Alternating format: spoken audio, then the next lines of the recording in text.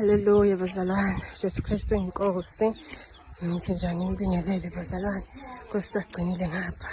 Siyakholisa ngigcinile nani bazalwane. Bengithi nje nginivezele nje okwenzeka ekhaya labafundi during the meal, during the day. Amen bazalwane. Qala nje ngiveza abafowethu abangapha. Haleluya. Phezulwandle nabeselivule kulwandle badlula lithi izwi kaNkulunkulu bendlula uMose enokholo okunamandla mabendlula laphayana lithi izwi kaNkulunkulu uMose akazange wabheka ukuthi sebayeza abantu baseGibhithe beza baphethe noFaro kodwa izwi kaNkulunkulu liyasho ukuba bandlule elwandleni elibomvu mangicabanga lapho kulolu lwandle elibomvu kwakukhona amashaka amafishi zonke lezinto bezikhona kodwa azibalimazanga kodwa uNkulunkulu wayenza wayakubonda ukuba uSathane angayenzini angafinyeleli kubona lapho sebavule khona ulwandle bandlule elwandleni elibomvu lithi izwi kaNkulunkulu sebaqedile ukudlula elwandleni elibomvu wabese wavaleka amanzi uMose sekalandela nabantu baseGibhithe ukubonakala ukuthi ukholwa kubazalwane ikona ukusisa endleleni yokuphila ubonakala ukuthi ukholwa ikona okunamandla ngokuba lithi izwi kaNkulunkulu sebendlule bonke abantwana bakwaIsrayeli bethi sebalandela abaseGibhithe lavale kulwandle lithi mase livale kulwandle ilapho ke sekubonakala itrust sekubonakala amandla kaNkulunkulu ukuba uNkulunkulu unamandla to fight conscience. Hallelujah. Amen.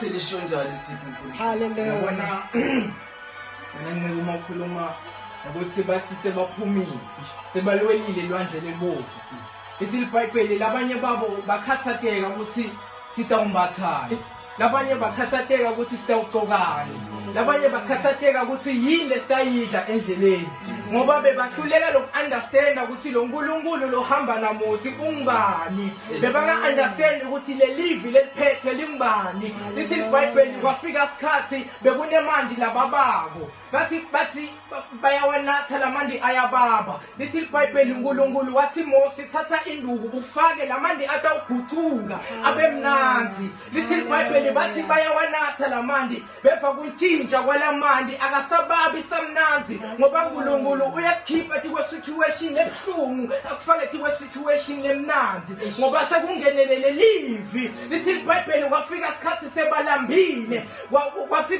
sebalambile lithi libhayibheli kwehla imana emazulwini ngoba lendvodzana lethamba nayo siyayathi ihlele inhlitiyweni yethu bese lithi izwi kaNkulunkulu izwi likaNkulunkulu lithi sebehambe ehlane bengenakho ukudla bese bakhala kuMose bathi ngabe besizweni laseGibhithe ngabe manje asukuboni lokuhlupheka ngabe sidla kamnandi ngabe sidla inyama ewosiwe ngokuthi uNkulunkulu akawathanda amavili ezwini lakhe uthanda abantu abazolisebenzela izwi lakhe wabese kathumela inyoni ezulu kodwa makasithumela inyoni ezulu akasithumelanga sesifile usithumele sisaphila bekumele bona bawenza umsebenzi ukuthi gijimisa abazibamba bese bayasixutha ngokuba ngaphambi kokuthi udle ukudla kumnandi kumele ukusebenzele nakanjalo ezwini likaNkulunkulu to prosper kumele usebenze kuqala ngaphambi kokuthi ungene ephumelelweni to prosper kumele usebenze ezwini likaNkulunkulu ungichaza maso usho ukuthi kule situation ebabayo kuyabonakalisa ukuthi uNkulunkulu uyasifaka ezintweni ezibabayo simene sinzima uyasifaka uNkulunkulu sithi noma sesihamba sizokunomthwalo kwamahlombe yethu sizojikela abangani bethu izihlobo zethu abantu esibathembile sisitshela ukuthi bayasithanda kanti abathandi ngenxa yezwi likaNkulunkulu sokuhlubuka konke sokuthandayo ngokuba ushilo ezwini lakhe wathi ongithandayo makathabathe isiphambano sakhe besayenzeni angilandele namhlanje sithathele lithuba sathi sidela konke sithatha isiphambano sakhe siyamlandela sidola konke kwezwe sifuna ukulandela izwi lakhe ngokuba amandla okuphila nomthombo okuphila suthola kuye. Hallelujah. Hallelujah. Jesu Kristu inkosi bazalwane. Hayi siyabonga. Lenzenzeke ekhaya labafundi. Hayi Jesu siyabonga. Jesu uyayisebenzela. Intsha le ihlangene ngezwi likaNkulunkulu and siyazi ukuthi umoya ngcwele baholayo. Oh Jesu siyabonga. Hallelujah.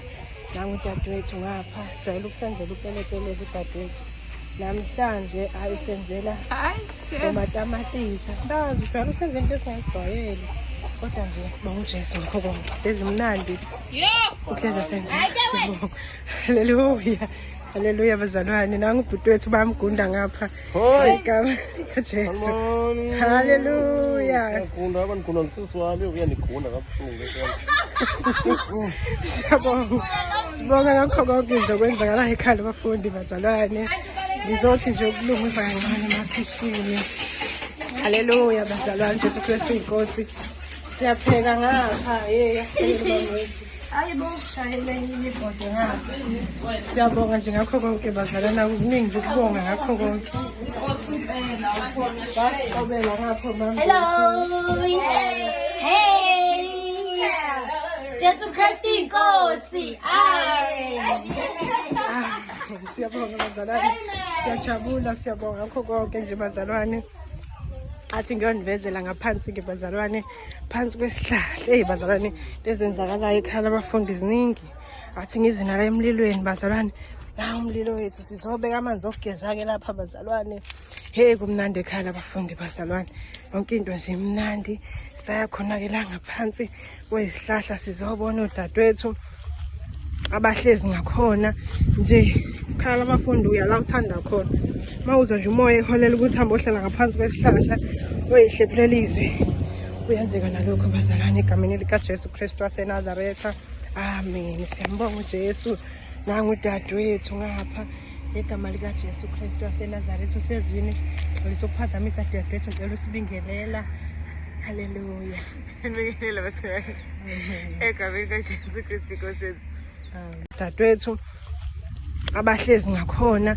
nje ekhaya abafundi uyala uthanda khona mawuza nje umoya eholela ukuthi hamba ohlala ngaphansi kwesihlahla oyihlephulela izwi uyenzeka nalokho bazalwane egameni likaJesu Kristu waseNazaretha amen siyambonga uJesu nangu udadewethu ngapha egama likaJesu Kristu waseNazaretha usezwini olisokuphazamisa dadewethu ngicela usibingelela haleluya ngibingelela bazalwane egameni likaJesu Kristu inkosi mamncane usiphethe khona ngamakhemera but ngiyabingelela bazalwane egameni likaJesu haleluya ngisini ke ncane okufishane nje okufundile nje since uhlezi lapho usharela nje okufishane nje siyami siyathanda ukuzizwa nathi siyabonga okay bazalwane right now kunevesi kade ngikubheka elingidukele nje ngaliboni nalento in my spirit isukela izolo if I'm not mistaken ebusuku ethi babheka kuyo ubuso babo bakhanya abasoze bajabhiswa so ngaba lento okulifuna ke le verse kade ngiloko ngikucinga ngalitholi so likumahubo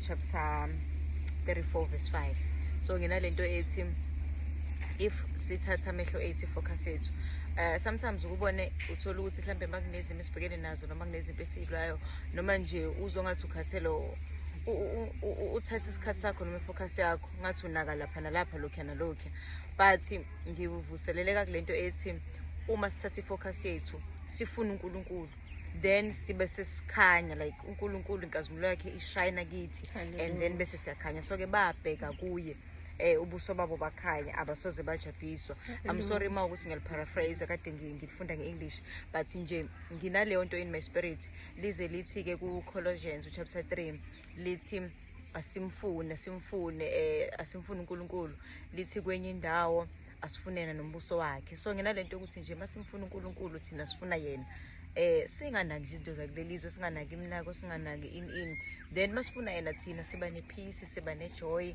siba nakho konke nje ukujabulisa uNkulunkulu bazalwane so nje nginalokho in my spirit okwamanje kuningi ngibe ngikufunda but nje umncane ufika ngibhala haleluya Jesu Kristu inkosi bazalwane ngithanda nje ukuthi nibone konke okwenzeka ekhaya abafundi siyabonga udadewethu usesihlephulela izwe limnandi kangaka bazalwane siyabonga hawu siswethu bamazi kahle siswethu noSipho udramon hayi okay bazalwane sibonga uJesu ngakho konke kukhona umngane ngeke ngambona bazalwane so bengicela nje umveza Nkosi yami naye haleluya haleluya Jesu Kristu inkosi mayaxolisa ukuphazamisa amen sacela nje ubingelele nabo abalandeli haleluya haleluya uyabusa uKristu Jesu kumnandi Nkosi yami kumnandi Hey Nkosi yami, siyafisa nje umama ngathi ngasipha nje noma elilodwa nje ivesu ngegama likaJesu. Kodwa Nkosi yami, Haleluya ma. ngizothini nje Nkosi yami, ngingazake kahle kahlela nalutho ivesi elinjalo. Noma yiliphi nje kusenhlizweni yakho mama noma ngabe yini nje. Oh, nguJehova mphefumulo. Haleluya. Sisho njalo nje ngoba lo mphefumulo esiwuphefumulayo akusiwo womuntu kodwa ungowoNkulunkulu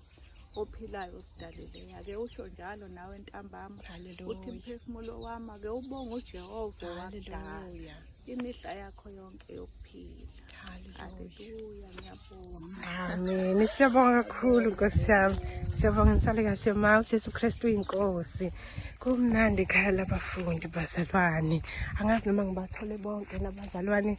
Hey baningi uthola abanye bangidukela ngicine ngiyabacinga ngaphansi kwezihlahla. Kodwa nje bazalwane nje konke sibonga uJesu, konke sibabaza uJesu.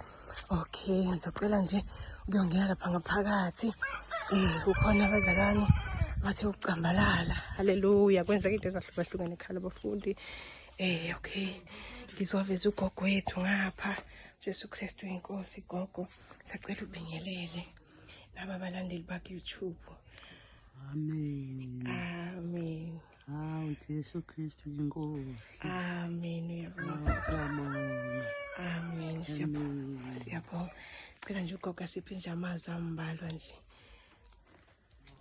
Samuel 22 verse 5. Amen. Akusayi bakhona ubusuku. Amen. Bayekudinga ukhanya kwesibani nokukhanya kwelanga. Haleluya. Siyabonga uThixo uyakubakhanyisela kuze kube phakade. Amen. Haleluya. Siyabonga Nkosi amazwi amnandi kangaka. uJesu Kristu inkosi bazalwane nje kuningi siyakhula. Kuningi siyafunda usuku nosuku. Kumnandi ekhaya labafundi bazalwane bengicela nje kuyigcina la nje siyabonga bazalwane ngakho konke nje sithi masibonke. Haleluya. Amen. Amen. Haleluya bazalwane. Ekhaya labafundi khona namakhono ke bazalwane egameni likaJesu. Sisifisa sicela ukuza ukuthi wenzani namhlanje? Ngiyakrosha. Isigqoko noma yini because izobe kusenzela isigqoko. Ngikrosha isigqoko esirafu phela. Ngizotshengisa mase ngiqedile. Okay, siyabonga kakhulu bazalwane, nalesi sekhanda senziwa uyena bazalwane. Siyabonga kakhulu bazalwane amathalente ekhaya labafundi. Khona kwenziwa yonke into ekhaya labafundi bazalwane. Siyabonga.